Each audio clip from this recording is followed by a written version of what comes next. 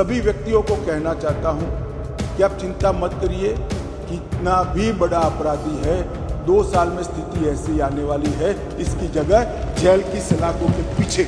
अगर किसी को इसमें से वापिस आ जाना है तो अच्छी ही बात है, आ सकते। एसएसबी वाले पकड़ेंगे, केस करने का अधिकार नहीं है, क्या करेंगे निहत्था बैठ। जो लोग इसको पॉलिटिकल इश्यू बना रहे हैं वो ड्रग के कारोबार का समर्थन कर रहे हैं। एफसीआरए के कानून का जो पालन नहीं करेगा उसके साथ सख्ती की जाएगी, कोई दया का भाव नहीं होगा। बहुत चला लिया जब आपकी सरकार थी, ये नरेंद्र मोदी सरकार है, देश को खत्म करने के लिए देश के अंदर एक कानी पाई भी हम नहीं आने। भाई पकड़ना कोई बुरी बात नहीं है, पकड़ना अच्छी बात है और हम इस कमेंट से कोई हतोत्साह नहीं होंगे और पकड़ेंगे और खत्म।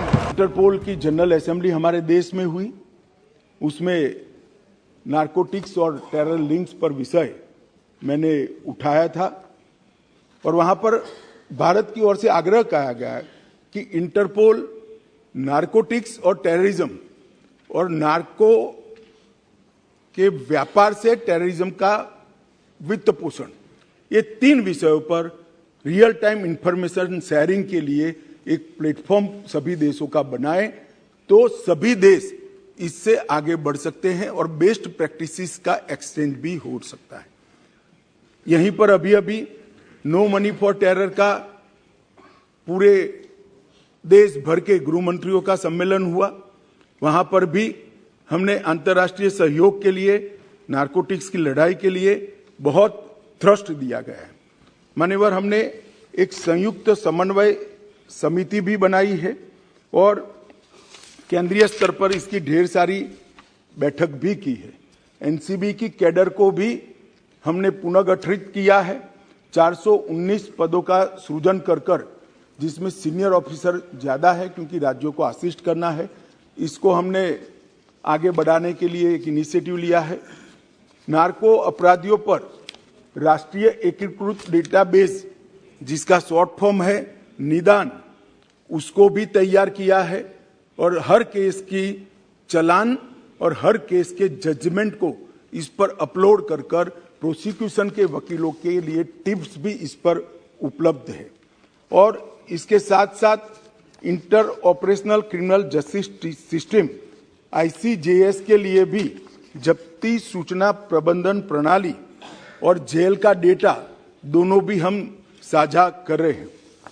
मान्यवर, ड्रग नेटवर्क के चार्ट को भी हमने मैपिंग कर लिया है और पूरे राज्यों में ड्रग आने का रास्ता कौन सा है और उसके नेटवर्क की संभावनाएं क्या है, उसको भी 472 जिलों में हमने मैप कर राज्यों को भेज दिया है। बहुत बड़ी एक्सरसाइज, 2 साल तक भारत सरकार के सभी अधिकारियों ने 472 जिलों का मैपिंग किया है, सर्वे के आधार पर किया है, सूचनाओं के आधार पर किया है और जो जब्ती की गई, जो केस बने गए, जो सजाएं हुई हैं और जो इंट्रोगेशंस के रिपोर्ट्स आए, ये सबको संकलित करते मैं इस सदन में बैठे हुए सभी व्यक्तियों को कहना चाहता हूं कि आप चिंता मत करिए, कितना भी बड़ा अपराधी है 2 साल में स्थिति ऐसी आने वाली है, इसकी जगह जेल की सलाखों के पीछे। और ये सुनकर अगर किसी को इसमें से वापिस आ जाना है तो अच्छी ही बात है, आ सकते हैं। मान्यवर, NDPS के तहत हमने सीमा सुरक्षा बल, SSB, असम राइफल, ये तीनों को केस करने के अधिकार दे दिए गए हैं क्योंकि कहते हैं भाई सीमा भारत की जिम्मेदारी है, भारत सरकार की जिम्मेदारी है, निगरानी नहीं रखते, ड्रग वहां से आ रही है और जब BSF को अधिकार देते हैं तो कहते हैं राज्यों के अधिकार ले लिए, तो BSF वहां क्या करेगी भाई? आप बताइए मुझे, क्या करेगी? मान्यवर, ये ऐसा मसला नहीं है और BSF कौन सी फॉरेन एजेंसी है? हमारे देश के दुश्मन ड्रग भेज रहे हैं, BSF वाले पकड़ेंगे, केस करने का अधिकार नहीं है। SSB वाले पकड़ेंगे, केस करने का अधिकार नहीं है, क्या करेंगे निहत्था बैठकर? जो लोग इसको पॉलिटिकल इश्यू बना रहे हैं वो ड्रग के कारोबार का समर्थन कर रहे हैं। एजेंसियां निहत्ती होकर काम नहीं कर सकती मान्यवर। एजेंसियों को अधिकार देना पड़ेगा और मेरा स्पष्ट मानना है कि एजेंसियों को अधिकार देना चाहिए। हमारी एजेंसियों पर, देश की एजेंसियों पर, देश का संसद को अगर भरोसा नहीं है तो किस हिम्मत से वो काम करेंगे मान्यवर।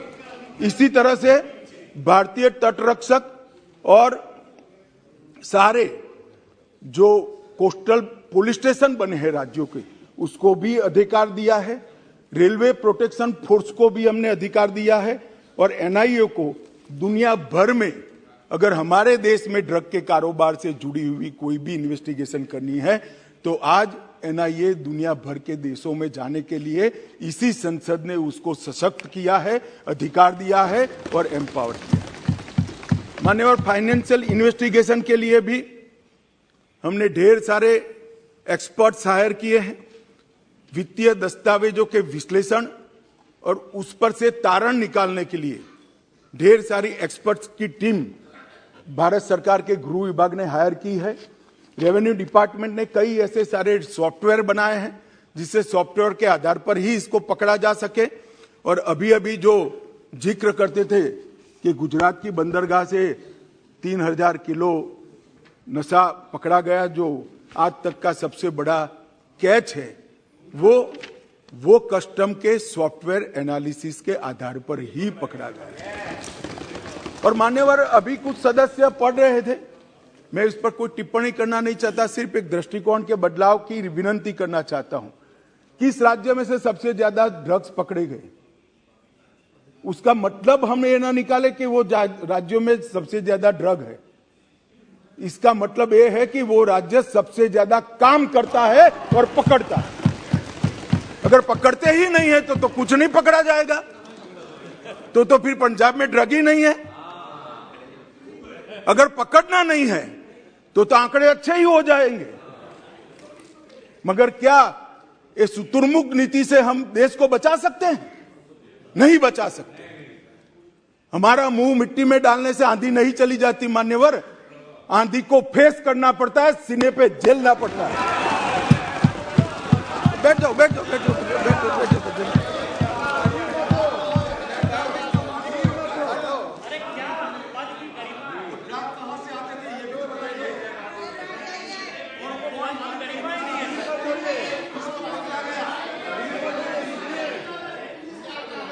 एक मिनट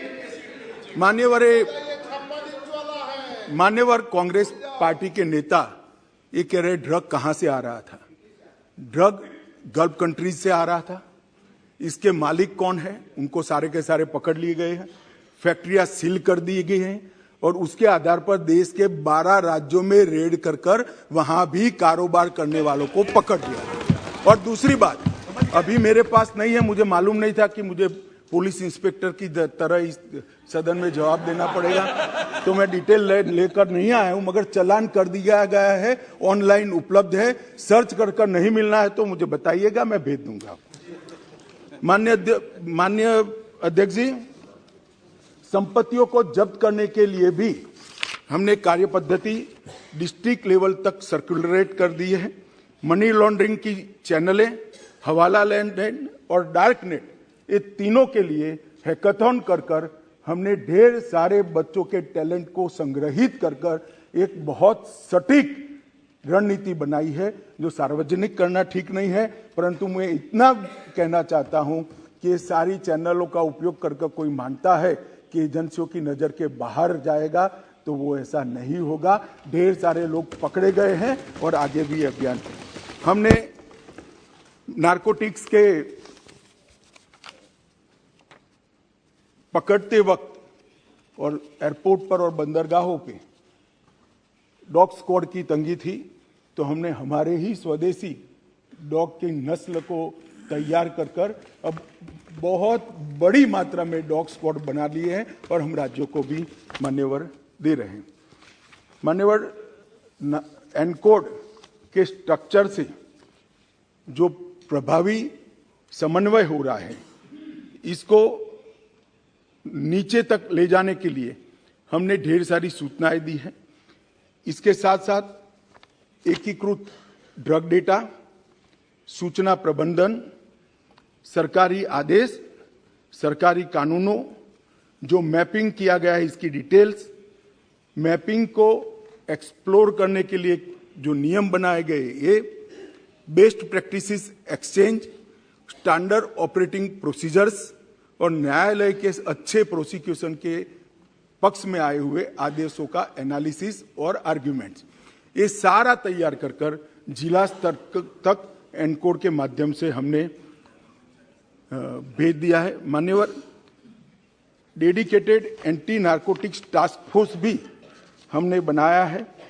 राज्यों और संघ क्षेत्रों के समर्पित एक एंटी नारकोटिक्स टास्क फोर्स भी राज्यों की सहायता में उपलब्ध है।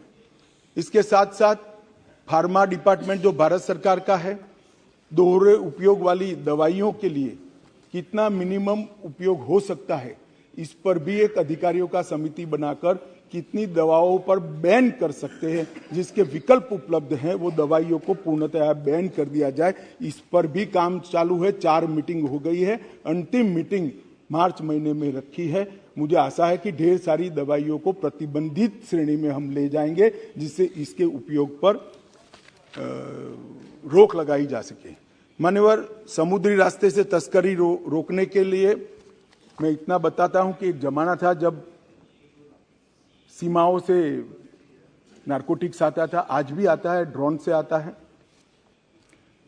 जो ओपन सरहदें हैं उत्तर पूर्व की, वहां से भी आता है, परंतु 60 से 70% नारकोटिक्स अब समुद्री रास्ते से और एयरपोर्ट से आता है।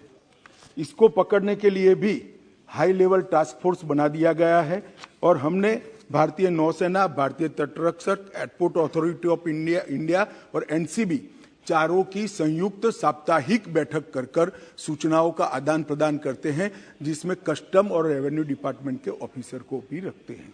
तो हम एक भी कोना ऐसा छोड़ना नहीं चाहते जहां से ड्रग की अवैध कारोबार भारत के अंदर प्रवेश हो। मान्यवर, अवैध खेती का जहां तक सवाल है, हमने कुछ सॉफ्टवेयर बनाए हैं, ड्रोन का उपयोग कर रहे हैं। मैं मणिपुर के मुख्यमंत्री को बहुत बहुत बधाई देना चाहता हूं कि सबसे पायलट प्रोजेक्ट हमने वहां लिया था, वहां पर लगभग 1000 हेक्टर अवैध नशे की खेती को डिस्ट्रॉय कर उनको वहां पर हॉर्टिकल्चर प्लांटेशन कर रिहेबिलिट करने का प्रयास किया है। इसी प्रकार का प्रोग्राम हमने राजस्थान के लिए भी बनाया है, मध्य प्रदेश के लिए भी बनाया है, सारे नॉर्थ ईस्ट के राज्यों के लिए भी हमने बनाया है। और ये हमारा जो अध्ययन समूह है गृह मंत्रालय का, इसने बहुत अच्छा रोड मैप राज्यों को बनाकर इस विषय में दिया है। मान्यवर, डार्कनेट और क्रिप्टो पर लगाम लगाने के लिए भी, जैसा मैंने पहले कहा कि एक अलग अलग प्रकार के हैकाथॉन किए गए, देश के चारों कोनों में किए गए, लगभग 3200 से ज़्यादा युवा इसके अंदर हिस्सा लिए, ढेर सारी चीज़ें हमें प्राप्त हुई है, इससे एक एमओ भी बनाया गया है।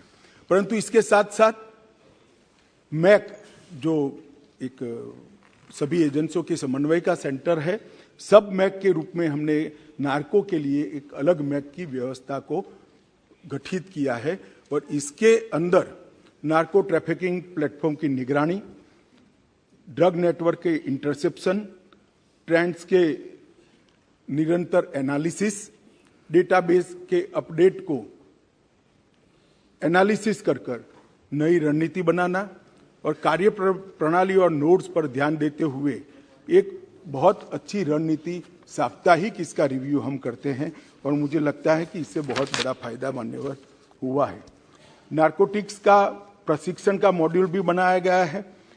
5 अलग अलग प्रशिक्षण मॉड्यूल बनाए गए हैं, जिसके अंदर नारकोटिक्स के केस को किस तरह से लड़ा जाए, चालान करने के पहले मिनिमम क्या इसके अंदर चीज़ें हमें इंक्लूड करनी है, इसके साथ साथ जब जब्ती होती है तब क्या केयर लेनी है जिसका फायदा व्यापार करने वालों को प्रोसिक्यूशन के वक्त न मिल पाए। तीसरा, पुनर्वसन के लिए भी एक ट्रेनिंग का मॉड्यूल बनाया है। चौथा मॉड्यूल इलेक्ट्रॉनिक एनालिसिस का, सारे डेटा के एनालिसिस का बनाया है। और 5वां मॉड्यूल समन्वय के लिए, अगर फिजिकली नहीं मिल सकते हैं तो ऑनलाइन समन्वय कैसे हो सकता है, इसका भी हमने मॉड्यूल बनाया है। और ये 5 अलग अलग मॉड्यूल का डिस्ट्रिक्ट तक का ट्रेनिंग प्रोग्राम हमने डिजाइन किया है। मैं बड़े हर्ष के साथ बताना चाहता हूं कि राज्य स्तर के ट्रेनिंग प्रोग्राम 3 दिसंबर को सारे राज्य और केंद्र शासित प्रदेश के हमने समाप्त कर दिए गए और 40% डिस्ट्रिक्ट में भी ये काम हो चुका है। नारकोटिक्स के फॉरेंसिक के लिए भी एनसीबी और नेशनल फॉरेंसिक साइंस यूनिवर्सिटी के बीच में हमने एक